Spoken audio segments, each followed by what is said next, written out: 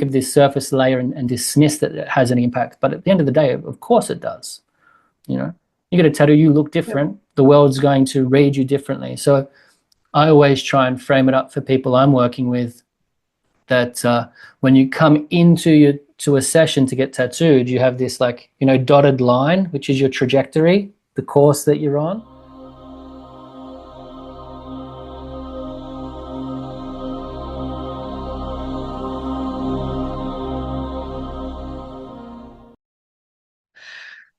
Mark, thank you so much for joining us. I am very excited to hear your story. You're a tattoo artist and you're going to be discussing the spiritual side of tattooing and among other things. So before we get into that, what got you started on this path? What got you to becoming a tattoo artist? The tattooing opened up through the art side of things. So the creativity, you know, finishing high school, going to uni and doing visual arts and graphic design. And it was like a creative pathway when I was working out what to do when I was a bit younger. So it didn't have the same depth, or I didn't relate to it in the same way as I do now. So initially it was an artistic pursuit. And I just wanted to be a really good tattooer. Initially, that was it. So yeah, that's how I got into it. Yep.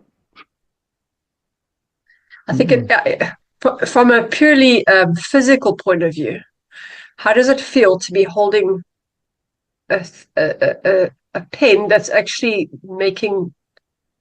inscribing into a person's skin? What does that do for you? Well, it's kind of like driving a car, right? So now it's second nature, obviously, but initially I can remember being extremely nervous and being aware of the responsibility of it to a degree, like even initially in that sort of artistic stage. Tattoos happen really quick, you know, the needle's moving really quick, and the person like it can think and feel, and so there's an imprint that's left quite rapidly that can't change. And I remember that being quite overwhelming initially, you know, quite a hard thing to learn to manage, like the skin and people as a medium, and it being so permanent. It was difficult. And now that sensation, I guess there's an awareness that the person is being opened up at a level beyond the physical that I'm quite aware of, and all that technical stuff's kind of just in the background. So I kind of tune a little bit more into what's happening in terms of the feeling and sort of sensing that relationship and what's happening in the space in that way more, you know, in terms of where someone's at as a result of the physical, you know, where it's taking them, maybe. Yeah. Well, I mean, it's like driving a car. Initially, you're worrying about where the brake is, where the clutch is, and then only later you can notice the scenery, you can hear the revs of the engine, that kind of stuff. Yeah. Okay, so I was going to say earlier, but I know that every culture has got like an initiation of some sort of initiation process. In some cultures, people cut their skin or they have their teeth ground down, or they go through circumcision or whatever. And I think that a tattoo is something like that too. If people are going through a change or they want to do something, is that what you find? Yeah, completely. It is. So there's like a physical alteration that correlates to an external sort of stage of growth within, you know, their life and maybe the community, the context. And then the challenge of it, the physical challenge, so like the thing that's like painful in these situations, is meant to be like a bit of a catalyst for the psychological change move them from one psychological state to another. So there's like lots of different layers to it, but tattooing was and still is used as an initiatory tool for that, you know, to outwardly acknowledge, so people can see that someone's changed physically, but also to assist the change in other layers of the person as well. But yeah, cutting's a good example to look at, because there's, depending which culture you're looking at, but it's really simple in some cultures, like here in Australia.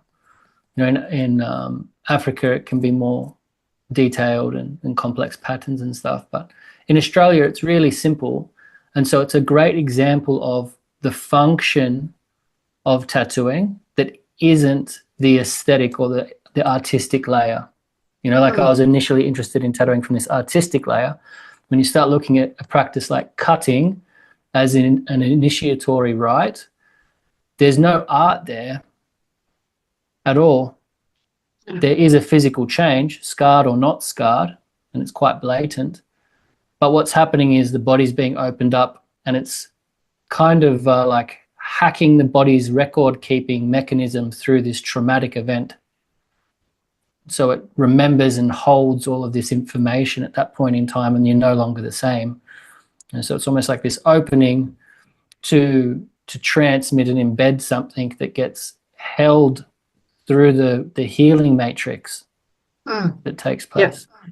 So scarring is a good example of that layer. Yeah. Yeah. So tell us a little bit about how tattooing is a spiritual experience for the person getting a tattoo. Yeah, well, whether someone's, I guess, conscious of it or not, or pays attention to it or not, that, like we said, they're going through some type of transformation. So there's a physical transformation. They're leaving a version of themselves behind, so to speak. They're moving away from a version of themselves and into one that you're not really meant to know what it is that you're moving into. That's the thing with initiations, right? It's meant to be an introduction to something that you don't know. And so I guess there's a little bit of a complex happening at the moment, where if we think of these older cultures that you've referenced and I've referenced, it's a spiritual experience, because you're being led on this journey of change, usually by an elder, or in a way that's quite guided and connected to a story that's beyond you. So it's not a self-inflating or a self-idealization process in these older ways. So they're having to get taken through these stages of being introduced to something that they're not fully acquainted with, and that's beyond them and provides meaning and purpose and direction and guidance, you know. So there's that spiritual aspect. And that stuff still plays out even in our like contemporary culture with less awareness. But sort of things like the charge has kind of been changed a little bit. So like through abrasion, you know, through different points in our history where we've engaged with it in ways that was like conducted ourselves in ways that have changed the charge of tattooing. And so a lot of the time now people are getting tattooed thinking they know who they're going to be afterwards. And so the marking sort of holds this information of who they currently are, and they move away from it. Yeah. And so the spiritual experience that's more contemporary, which is what's usually happening when I'm working with someone that's already got lots of tattoos, is a process of reflecting on the tattoo and what it's kind of what they're being bound by. So it's instead of like this introduction to something, it's like having to undo something so that they can see that they're more than what they might believe they are, or what they've locked in, which, you know, it shows up in a lot of other spaces outside of tattooing. If you just think about how much sort of conditioning and programming and trauma and things we've inherited, a lot of finding our way back to ourselves is a process of removing layers of who we think we are. And that's showing up within the tattoo environment, because that internal place that people are in is being represented externally in their tattoos. It's, it's just coming to the surface. And so we're using the tattoos to go through that process. Yeah. Well, I think it's just an inward change manifesting on the outward. If tattooing used to be really taboo, it was reserved for the sailors and the prisoners and that kind of thing. And I know that's changed a lot, because a lot of people will say, yeah, when you're older, your skin's going to sag, and how's it going to look? I say your skin sags anyway, whether you have a tattoo or not. You're right. But there are certain people that go for tattoos and certain that don't. Who are the people that mainly have a tattoo? Because I believe, like you said just now, it is an internal expression of a movement. Yeah, so the type of people, well, it's an interesting one. So it's like, the taboo you're referring to with like sailors and stuff is that was the result of the kind of change in the charge of tattooing. So if we think back, that program or prescription of what a tattoo is like maybe 300 years old.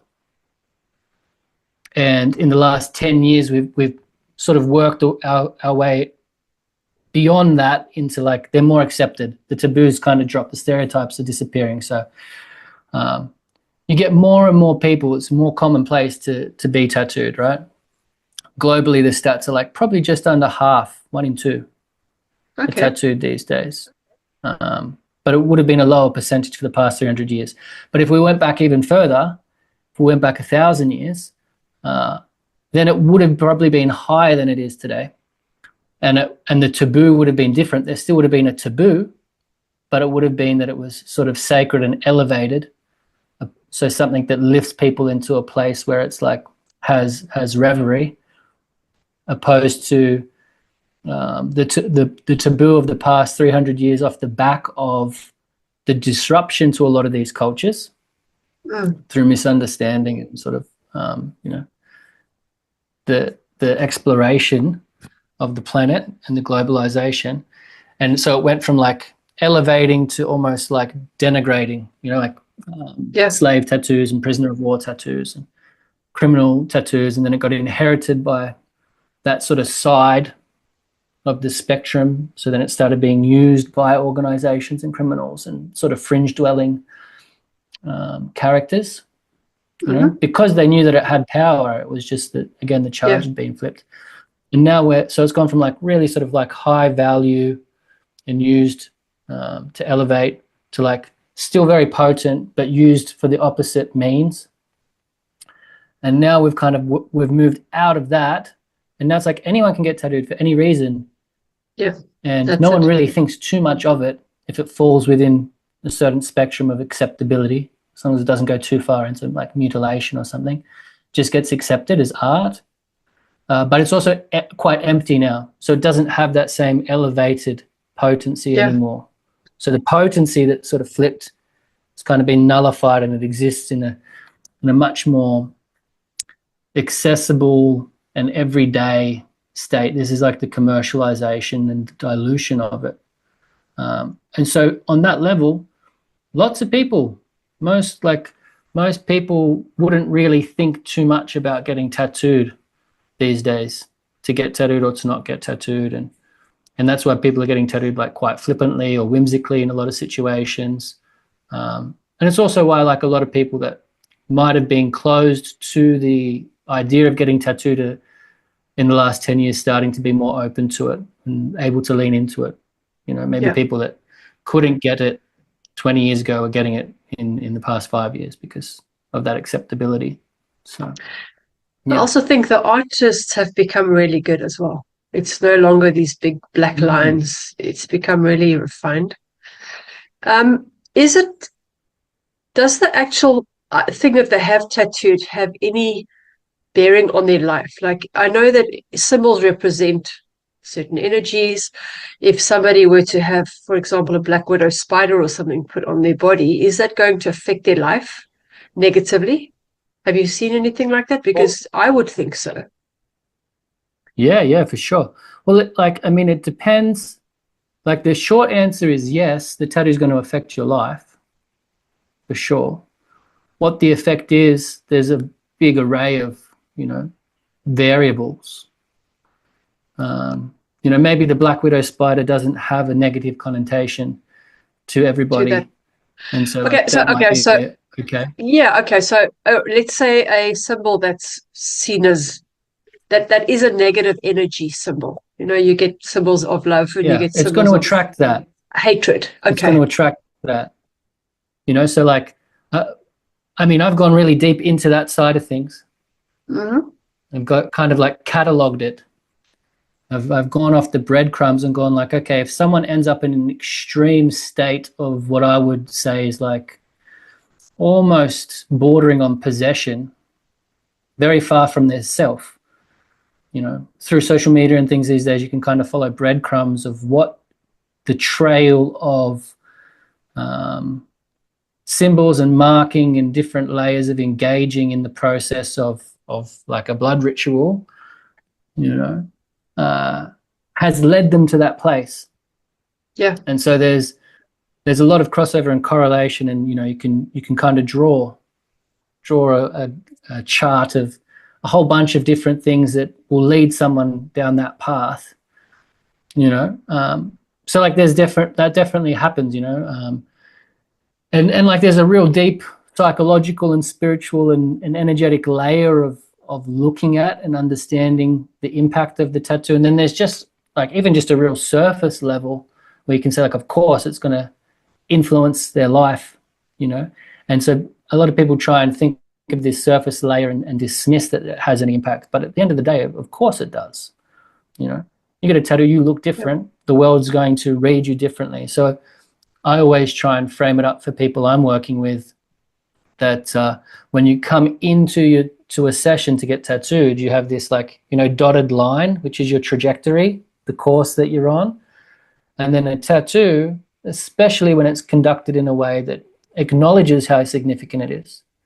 It's kind of like you pause, you come into this bubble, and that trajectory as a result of the tattoo changes a degree here or there. And then you leave that bubble different, and your course forwards been altered to a certain degree, and the tattoo bears weight on that movement. But I think of it more energetically than the symbol necessarily, even though you can draw a correlation to a symbol. You can, but then also it's like sometimes these symbols that take people off course, some type of side journey, are necessary. It's a necessary breadcrumb for them to work out the thing that they're not, or True. to have the lesson that they're meant to. So it's pretty intricate and involved, and I think that's why we've moved so far away from these older cultures' prescriptions, because a lot of the things that people are doing is a process of seeing something or undoing something, or being presented with something to reflect on or to experience. So That makes sense. Yeah. mm, So is there anybody that you've said no to, or that's asked for something that you've given other suggestions maybe because you can see and they can't? yeah, plenty. Initially it's like you want to tattoo as many people as you can because it's about your income, trying to provide for yourself, wanting to learn technically how to tattoo, wanting to get photos, build a portfolio, so there's years of that. And I'd say, the past 5 years have probably been in the business of almost talking people out of tattoos. I still tattoo regularly, but it's, the screening that's involved is very different. There's like almost layers of filtration so that I'm really only working with someone that really gets it and wants to be there and is, responsible for themselves. And, there's plenty of opportunities to end up not being tattooed or end up elsewhere if they, if it's not aligned. So yeah, I've said no to people, and I've definitely talked people out of getting tattooed, or slowed their process up, or allowed for a sort of like a big shift in where they're coming from or what they're doing. Yeah, yeah, definitely. Yeah, I think because it's almost a ritual together. I mean, you are as the artist having a type of dance with the person, and Yeah, it's like a doctor-patient relationship. That there has to be a kind of yeah. mutual trust as well there, and that would be your responsibility because you know the repercussions later, and a lot of people can't think that far, especially maybe if they've had a few drinks and it's a dare or something like that. Oh, Um, yeah, yeah, yeah. I mean, that type of situation, that's a spicy one. Yeah, that wouldn't. I'm no longer in any situations like that. oh, great. That's for sure. Yeah. Yeah. Yeah, What I'm about people about that, I'm yeah, about. Oh, you go. You go. carry on. I would like to hear what you have to say. Oh, I was just going to say that, like that situation um, that you're talking about, someone that's had a drink or it's a dare or whatever. It's like that's an indicator of the contemporary tattoo culture. You know that an artist might need to dance around, so to speak. But like I said, there's like a layer of filtering now, so that I'm not in that situation with anyone. So most people need to take a good amount of time out of their life to even get to where I am. You know, I'm sort of out in the middle of nowhere, and it takes a lot of planning, and they've got to stay where we are because there's nothing here, and it's a sober zone. So it's like there's plenty of time for someone to get really uncomfortable with what they're doing before they get here. To sober up. Yeah, yeah, So, what yeah. about people that, for example, have maybe their wedding ring tattooed and then they get divorced? Hmm. Yeah. Then they have a tattoo that binds them to somebody that they're no longer in a devotional relationship to, So, would you suggest but to they're bound to somebody that that, person. yeah, so would you suggest to someone that wanted something like that done that maybe that's not a good idea? They'd have their person's name written on their body and eventually they've got 20 names on their body. Well, if it was a name, yeah, I'd say it's probably not the best idea. If it was a wedding band that they were both getting under sort of like a ceremonial condition, I think that's fine. I Yeah, think marriage and devotion is a beautiful thing, and tattoo to be contractual and emblematic of that is, yeah, I wouldn't be opposed to doing that.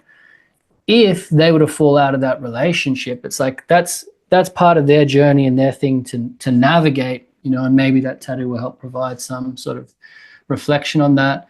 Getting a name of your partner and ending up with 20 names, it's like, well, after the first one, hopefully they understood that. Um, and usually the name's kind of like a one-way thing. I've found there's a bit of a pattern in yeah, that, and that can play out different ways. It can be someone who's like kind of like clingy and possessive, asking for something. It can be someone almost being a bit more like dominating, wanting their partner to get it. So there's all these different little energetic patterns in there that you need to look at. But I'd say like a mutual ceremonial act of the wedding rings is great. I think it's a beautiful one, actually. Uh, yeah. yeah. Would you Mm. say tattooing is a calling? Calling. I think tattooing can be part of the calling. I think like calling, if there's a calling, it's like there's usually multiple threads in that, multiple lines of the calling. And so like I'm careful not to prop tattooing up as this isolated, powerful object or act. It needs to directly correlate to a greater calling, so you need to sort of like be on a path or in pursuit of betterment or of knowing yourself or finding purpose or like meaning. If you want meaningful tattoos, you can't just be sitting on the couch. You need to be actively seeking meaning in your life in order for the tattoo to correlate to that. Yeah. So I'd say it's more like a tool that can aid someone that's responding to a calling. It could maybe amplify it or give them assistance in that. Might be like acknowledging a calling, for example. Okay. Acknowledging this calling. Yeah. Well, Yeah. I would assume that a tattoo artist would be on that kind of path for the most part because it's a creative endeavor. It's not a creative person already is not trying to fit into mainstream to start off with. You'd be outside thinking outliers. You'd be thinking more on spiritual terms for the most part. Yeah, yeah, yeah. For sure, for sure. There's a lot of sort of out of the box thinkers. But Yeah. like I said, it is becoming more and more mainstream as well. So like I see like even 10, 15 years ago, there was a lot more of this like particular characters that didn't fit the mainstream within tattooing as artists. Yeah. There was a certain sort of like person and sort of style to that person. The new wave that's coming in is almost the opposite. So because tattooing's become accepted and kind of cool, it's become an in thing. Uh, it's it's starting to have people coming in that want to fit into a box and kind of put the tattoo thing on as almost like a costume, Oh, which is really wow. interesting to see. Yeah, Yeah. yeah, So, but they would go through the same thing you went through. It would be a process of discovery and doing it again and again to realize that there's something deeper to it, or they would just give it up, I suppose. yeah. I guess we'll see. That's the thing with tattooing; it takes a bit of time. Yeah. You know, it takes a bit of Well, time. So yeah, we'll see how many people stick with it that have picked it up in the past 5 years. yeah.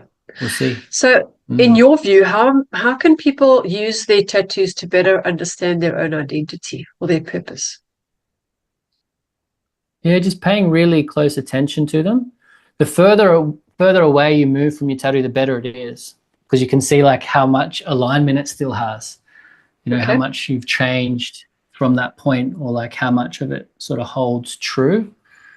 That's a good one. You just reflect. They're really good at like a real specific pinpoint. Like pun intended. It's like this pinpoint in time of what was happening. So if you ask someone to remember a time 5 years ago, there'd be like a bit of a blur of like what was happening there, and you try and find context of what five Yeah. years ago looked like. Whereas if you say like, can you remember when you got that name on your arm? And it's like, yeah, I was in this particular room with this person and this music was playing and I was, I had this bottle of drink with me, and it's really, really pinpoint accurate to a point of time in the past. And so as a reflective tool, it's a great way to go like, okay, who was I at that point in time and who am I now? And then once you do that, once you start to have a relationship with your tattoos like that, that's when you can start to use them as you move forward with something that potentially is going to move you closer to a version of yourself that you don't know yet, that's a more distilled and even more purified version of yourself. Because you start going, okay, the next tattoo, I can let go of more of my layers in this one. I won't bring as many layers of myself in, because in that old one, I thought this and I thought this and I thought this, and I don't think as much of myself now. I actually want to get to know who I am like at a deeper level, and then you can start to use your tattoos in that way to move you towards that. If you're in the right environment, there's lots of variables that contribute to how things play out, but It's yeah. almost like a storyboard. A lot of people, once they get Yeah. one, then they don't stop. It's like it becomes almost like a way of marking certain times in their life. So, Mm-hmm. what about people that I know? I've got one tattoo, and that was enough for me. Yeah, yeah. But I know that people are like that. Some have like one on the arm here and one here and one here, and it just becomes a big mess. Where others will have a whole story played out, What is that just dependent on the person, or do you think that it does make a difference how they approach the whole thing from the beginning? It definitely makes a difference. So like if you're comfortable with it, what's the tattoo that you have? Because if we like a couple of things you just said were like, if you get tattooed, you just keep getting tattooed. Yeah. But then you got one tattoo and you didn't Yeah. keep getting tattooed. So Yeah. you'd be a contradiction to that. So I'm Well, okay, curious what so the tattoo is you have. I had a swallow tattooed, Uh-huh. but the lines Yeah. were really thick because this was many years ago, and then the ink got reabsorbed. And so it was just a Mm-hmm. blur, and people used to say, well, what is that? And then I decided to have it tattooed over. And so it was Mm-hmm. going to be like a dragon kind of thing. And Mm-hmm. the person doing it made this massive big blob. And now I've just got this big black ink blob, and it looks terrible. And it just got so bad that I said stop. And then I tried to have it removed, and that was even worse. So I just left it. I Okay. said no more. That was why. Okay. Yeah. Are you open to me sort of going into that with you Yeah, and sure. unpacking it a bit? Yeah. Okay. Absolutely. Cool. Cool. Yeah. So you got the swallow, Yeah. the first one. Yeah. Um, how long ago was it? I was at university. I Okay. was 18 or so. Uh-huh. And what was the reason that you got it? For me, swallows represent freedom. So I was out of the home. I was starting my new life. I was meeting new people. It was really a good time in my life. Okay, yeah. Yep, 18, freedom, out of home. And then you said it started to become like a blob, thick Yeah, all lines, and people said, what the is that? lines were blurring and no one could see what it was. And I was so tired of people saying, what is that? What is that? Uh-huh. What it like, so when they were saying what is that, it was the fact that they didn't See what it know was. what that Yeah. see what it was. It didn't Yeah. It didn't look like a swallow anymore. It just looked like a big mess. And I had it refilled. I went to another artist to have it done, and then my skin absorbed the ink again. So it just lost all the color. And yeah, it just was black again, or green, or yeah, whatever yeah, color it goes. yeah, yeah.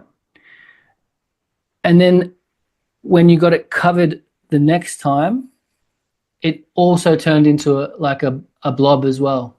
Yep. So like it couldn't be read. People couldn't see me type of thing. Couldn't see what it is.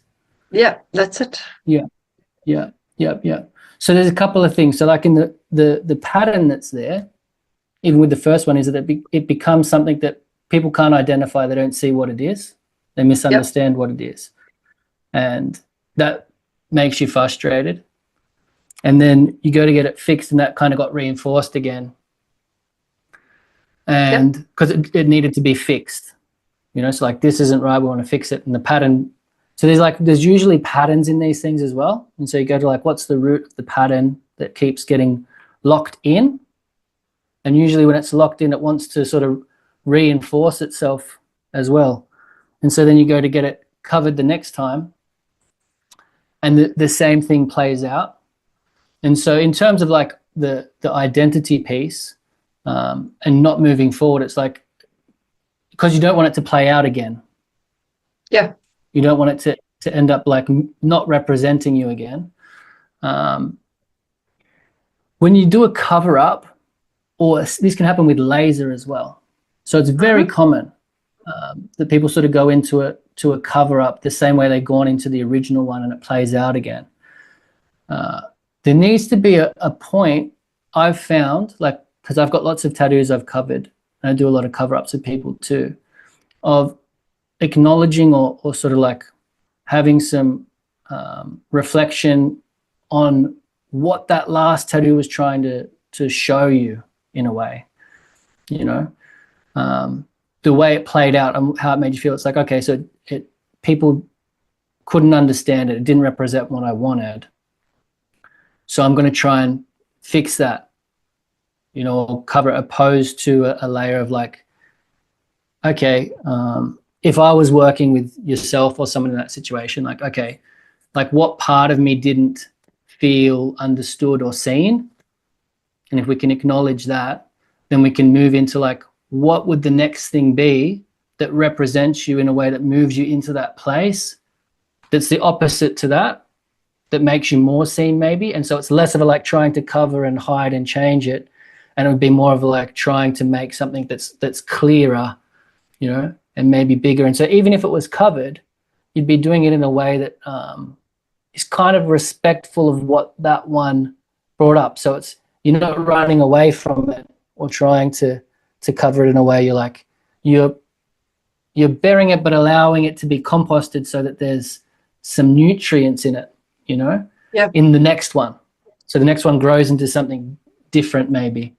And it's a common thing.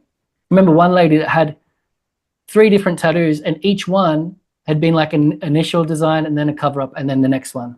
So they all gone from little to a bit bigger to a bit bigger, and they were laid and all very different. And 3 different parts of her back, but 9 tattoos, and then wanted me to do her back, and she was still trying to keep it contained. And I was like, we're not going to repeat the pattern.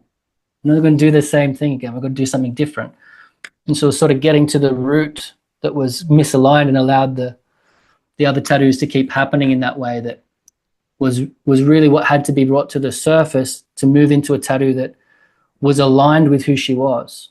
Again, that introduced her into something that she didn't know yet, revealed her through the process instead of concealing it, you know. That's really interesting. So probably like, I've never thought of it that way, but you are spot on. I really do think so, because I was not seen and I was not understood. Yeah. And so again, this is so it's the internal becoming the external that we talked about, right? Yeah, absolutely. So that's happening inside, so it plays out on the outside. And the tattoos and the role that they've played for a very long time is to give you guidance. They're there to guide you. That's part of their So I always say to people that are in a position where they might have a tattoo that they're not 100% happy with, a lot of people might keep getting tattooed. Cool, I'm going to get a really beautiful sleeve. I'm going to, pick a better artist this time, and and then move on. But they haven't addressed the one that isn't quite right, the one that they're not proud of, or whatever it is. And people use real interesting language with that. Like, oh, I just deny that I got this one. It's like, can't deny a part of yourself. Let's have a look at that one. And you go in and you unpack what that is. And so my advice is always just to pay real close attention to it, and really allow yourself to like try and access all of the subconscious information that's been recorded in that marking, because it's there. Like in your body keeps the score, right? Things get held in the body and you carry them. And so with that one, it's like you could map the initial experience. If you have the time and the space, you could sort of lie down, do like a yoga nidra or savasana or put on some binaural beats. You can go into your first tattoo experience just by feeling where the tattoo is and see what's there. And then you could go to the next layer when you got it redone the second time, what's there. And then you could go to the third layer. So there's all these layers of information that you'll have sandwiched there that you got access to that are super valuable. It's like bringing up some precious metals that are there. So usually that's the way I'd go with something like that with somebody before you move into the next tattoo, so it doesn't happen again. Absolutely. Yeah. Thank you for that. I just think, again, everything happens for a reason. Nothing is isolated. There is no coincidence. There's no accidents. Yeah, completely. So how would you guide people to get tattoos that are in line with their evolution? Would you tell them to go and think about it before they come back, or would you, even on the phone before they even get to you, because you say you're far away? Yeah, before they get here. So usually, like if I was talking to someone and I thought they were coming from a place that maybe was missing something, or there was a layer or a part of them leading the process that wasn't didn't have their best interest in mind or something like that. It's not like, oh, you're doing it wrong. Like, let's say they want to get something and it's, let's go stereotypical, like I'm going through a change and I want a butterfly on my wrist, and I'm like, great, that's great. I'm happy to work with you. I've got the image you sent me. We might not do exactly that image. Might be a little bit different. We'll talk about what's happening, but that's our starting point. And if you're like, no, it has to be this exact one because for whatever reason, I go, okay, there's already some resistance in the conversation. Be like, great. Well, if you want that exact one, and that's totally cool. I know someone that's 20 minutes from your place that's really, really good at getting at tattooing. Super capable. I can vouch for them. They'll do it spot on. So that's, you can just do that. That's fine. Because if you hear, it's probably going to be a little bit different, and explain some things to them. And then, so we're starting to see where the openness is for a process that's beyond that. Yeah. Because it's not up to me to say that wrist tattoo is right or wrong. It might be exactly what they need, and that's okay. So they can go get it, and I'll point them somewhere where technically they'll get a good job. Yeah, makes sense. Yeah. So, but would you say, like, maybe the first one, it would be almost like the journey you took as a tattoo artist. It's okay, I'm starting on this, and as they have more tattoos, they become more in alignment with the tattoos on what they would like next, because it's no longer just, oh, I want to try this. Usually as it progresses, they move further away from this is what I would like. Yeah. It usually starts with this is what I would like, and then they move further away from that, and it's more like I'm just ready for it to continue. It's the appropriate time for another to step into that process again. It usually goes further that way. And so the first tattoo is usually quite loaded with all of these different ideas, because it takes a long time. Like, there's a lot of living before your first tattoo. Yeah. Usually. Makes sense. But then in between tattoos, a lot still happens, but it's a different relationship, right? Because you've crossed that threshold, so it's a bit different. And like a lot of the first tattoos I'm doing now, which is, it's not heaps, but there's like a percentage of people that might end up here for their first tattoo, and I'm blown away by where people are at coming in for their first tattoos. There's people that like fully get it coming into their first tattoo, in terms, I guess, of the significance, even though they don't know what it is yet. So there's still like lots of questions and unknowns, but they're sort of turning up for something that they know is really significant, which I don't think I didn't get as much of that initially. And, when there wasn't this sort of screening layer, or I just probably didn't have the layer of awareness necessary or whatever. And no one of those ways is better than the other. It's just where people are at, And I think you would get people that are at where you're at. And as you grow, you'll get people that are growing as well. Yeah, you're right there, for sure. So if somebody is considering their first tattoo, what advice would you give them so that they get something meaningful? There's a few things I'd tell people to kind of slow down. One thing that I've done recently with people that's kind of newer that I think is really important is like visualizing that they've got the tattoo and something's gone wrong. Ooh. Like they're not happy with it. Imagine you got the right artist, you got the right design, everything, and you get tattooed, and then instantly, or the next day, or 12 months later, you're not happy with it. Something's happened that sort of set you off, and getting them to visualize what that felt like and what it would be.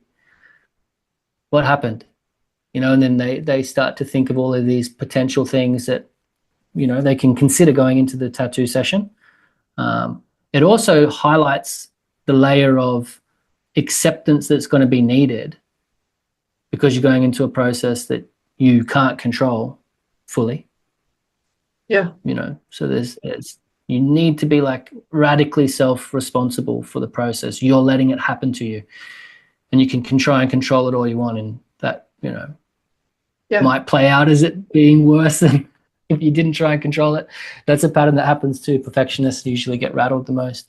And then another thing I ask people that are getting their first tattoo is, so they might know what their first tattoo is. They might know why they're getting it. And then I'm like, well, what's your last tattoo? That's another question that I put to people. And they'll be like, what do you mean my last tattoo? I'm not going to get another tattoo. And it's like, okay, well, you know, and it starts to put in this thing that you were talking about, that, you know, you might be opening a process that's beyond what you currently think it is. And not to isolate your thinking to this is the be all and end all, but I might be starting to engage in a process of marking my body, which could be beyond what I think it is, and being open to that, and being considerate of something that's greater than what they're currently thinking. But also, like, on a real practical note, is like really doing your due diligence in terms of where you're going to go and who you're going to work with, you know. I mean, I could do some sort of like selfless plugging and say I'd recommend they go through some of the material I have available to people. You know, last year I did a first time tattoo webinar. So I sat down and spent a whole day with a group of people that were lining up for their first tattoos, going through all these things, combing through their ideas and stuff. I think the more you can do in preparation for a tattoo, the better. If you want it to be something that's meaningful and it's going to, you know, you're not looking for something you're going to be happy with the next day. You're looking for something you're going to be happy with in 20 years, you know. And so there's a need for some guidance around that. And the reason I put time and energy into the work I'm doing now, beyond actually tattooing, you know, in Tattoo Pathway, the educational stuff and the community stuff, is because there's a really clear lack of guidance, super clear. You know, it's like the countless stories of people that get tattooed and have no idea where they're going with it. They start without a finish line, or, you know, so I'd say just taking their time. And does the part of their body symbolize certain things? You know, like, I see you've got a tattoo on your neck. What would that symbolize to somebody? Well, I don't know what it will symbolize to someone else. You know, because there's just so many. We don't have cohesion in the external world. There's not like a collective that think the same about me. But in the past, that was the situation. So, you know, again, older cultures we're talking about, that would signify something very clearly, because the tattoos were a form of language and communication, right? So to answer your question, it's like I can see and work within a particular system where different parts of the body do correlate to different things, like sort of different energetic centers, and where the tattoos are, it correlates to something. And so there's a layer of like the tattoo, when you get that area tattooed, it wakes something up within the person, and also outwardly symbolizes something. And it's very general, because what I'm working from isn't like an inherited map from a culture, right? So like, for example, you know, you talk to someone like we did last year. We were talking to sort of cultural practitioners from different places like the Philippines and New Zealand, and they have a system that they're following where this pattern in this place means this. The way I'm working is like, okay, from all of the patterns that I can access, and then from research, you know, working with people and observing and taking record and writing notes down and putting all of it together, there's a pattern.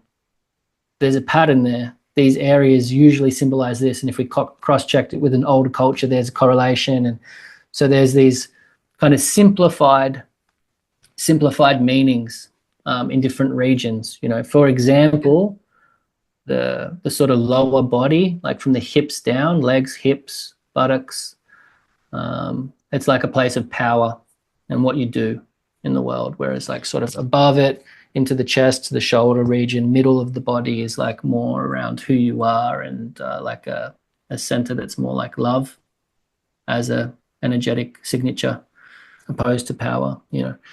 And then that sort of fractals out into the body as you start moving into like smaller pieces, you know. Yeah. And you can map that out as well. So I work with that. I don't think a lot of people work with it. Yeah. Well, I'm sure there's a lot you can do with it, because I also believe, like you mentioned, the body keeps a score earlier, but I do think that where you choose to have it is also not an accident. If somebody wants to have Yeah. something on their neck or on their arm or on their calf, it's a different body part. Why that one specifically? There is a lot more Yeah. to No. it than just, oh, I had this moment of decision. No. Yeah, I agree. I agree for sure. And so it's like there's this reflection on the tattoos you have.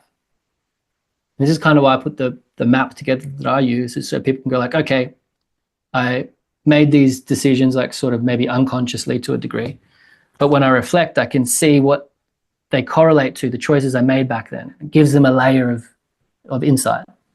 Yeah. And then working with that same map, I can then sort of plot my next ones in relationship to that map to sort of help bring some coherence or maybe resolve something, or, you know. Yeah. But you're right, it sort of works both ways. So you've got tattoo pathways. Tell us a bit about that. Yeah, so that was sort of the culmination of everything that I've been doing with like my own clients, and then developing like coursework, trying to sort of like catch people up that I'm working with. Kind of started out like that, explaining things kind of like in this conversation, so that what I was doing with someone, we were on the same page, had similar language, and they could see what I was seeing, and that sort of thing. And that was like, okay, well, maybe I can teach some of this stuff to people that are interested.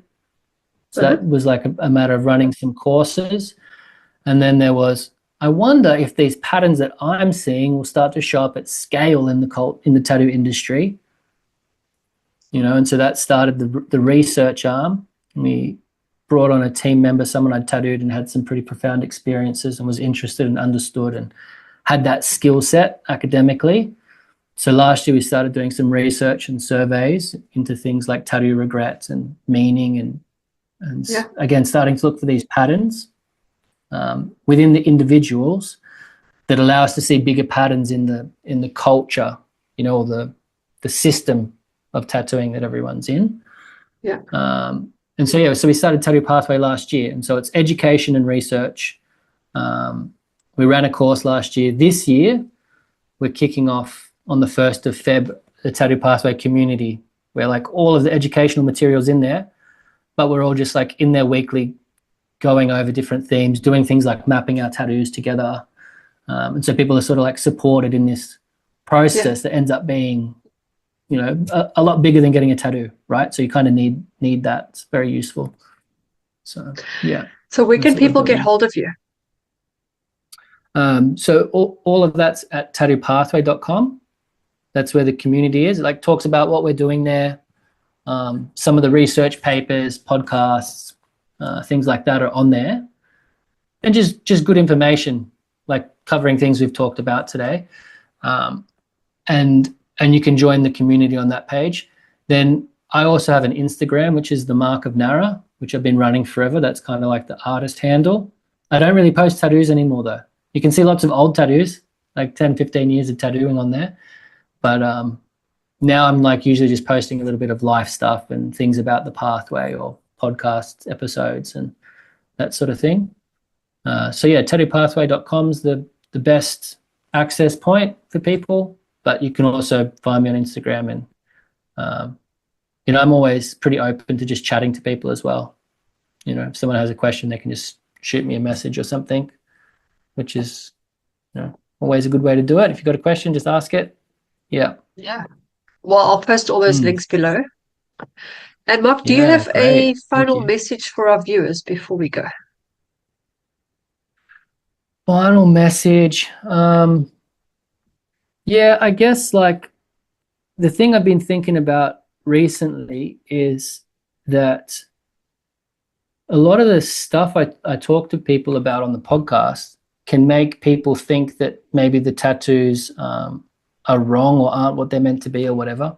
And I think we did touch on this. It's like everything's as it's meant to be. We're all getting tattooed. It's a very human and natural sort of inclination.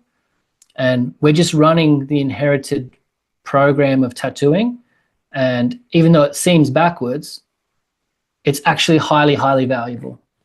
So just to pay attention to your tattoos, whether they feel like they're 100% a good fit and you're happy with them right now, or whether they're older and you're not sure about them anymore, or if you're somewhere in between, just pay really close attention to them. There's a lot more there and you can work with it. It's like a lot of people, I try to use this, the value of it. It's like the return on the investment that you made with your tattoo. If you pay attention to it now, tattoos are there so you remember something and people want to like forget about them.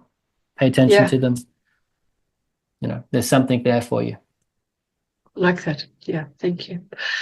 In fact, yeah. Would it also be important to pay attention to people's response to it, or not so much? Yes. Yeah, totally. How people receive it and how that makes you feel.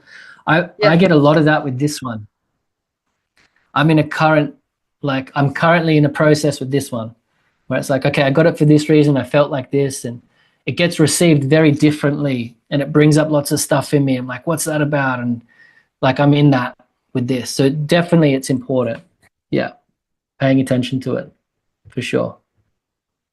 Yeah. Good point. Well, you know what? It's just to me, it's an individual expression of who you are. And at the end of the day, it should express who you are. So yeah, I'll be doing some thinking about what you've said about mine. I don't think I'll be making changes right now. It was just a lot to go through, but definitely good wisdom. Yeah. And I'm totally happy to talk to you more about it if you ever want to. If you got questions, or I'm there for like networking and going into it with people that have the time for it, because I know how valuable it is. So if you ever do want to talk about it more, just shoot me a message or something. Happy to do that. Yeah, thank you very much.